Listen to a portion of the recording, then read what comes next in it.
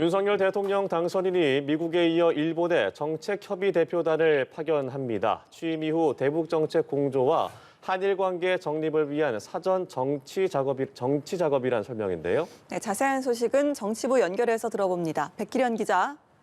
네, 윤석열 대통령 당선인이 오는 24일 일본에 정책협의단을 파견합니다.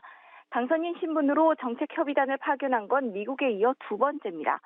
배현진 대통령 당선인 대변인은 오늘 오전 브리핑을 통해 윤 당선인이 정진석 국회 부의장을 단장으로 7명의 정책협의단을 일본에 파견한다고 밝혔습니다.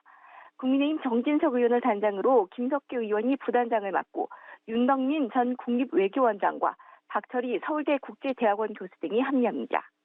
한일 정책협의단은 일본 외무성을 비롯한 행정부와 국회, 재계, 언론계, 학계 인사들을 면담하는 4박 5일 일정을 소화하고 오는 28일 귀국할 계획입니다.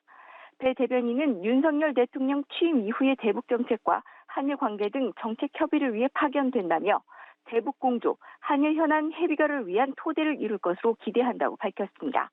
한편 윤 당선인은 부활절을 맞아 오늘 오후 여의도 순복음교회에서 2022 한국교회 부활절 연합 예배에 참석할 예정입니다. 네, 보건복지부 정호영 장관 후보자에 대한 논란이 뜨거운 상황인데 이에 대한 윤 당선인 반응도 나왔다고요? 네, 정호영 보건복지부 장관 후보자는 오늘 오후 2시 후보자 지명 이후 제기된 각종 의혹들에 대한 기자회견을 합니다. 윤 당선인 측은 일단 위법 여부가 있는지 간담회 내용을 지켜보겠다는 반응을 내놨습니다. 배현진 대변인은 특히 윤 당선인은 부정의 팩트가 확실히 있어야 하지 않겠냐는 말씀을 하셨다고 전했는데요.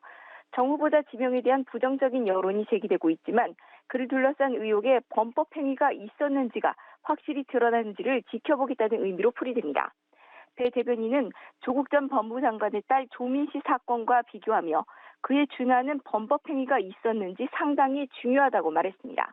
그러면서 지금까지는 없기 때문에 다르다고 생각하고 있으며 간담회 이후 국민들이 납득할 수 있는지 국민 말씀을 경청할 생각이라고 덧붙였습니다.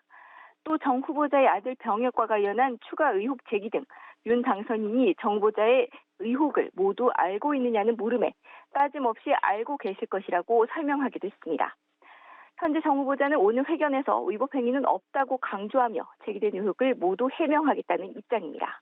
지금까지 국회에서 전해드렸습니다.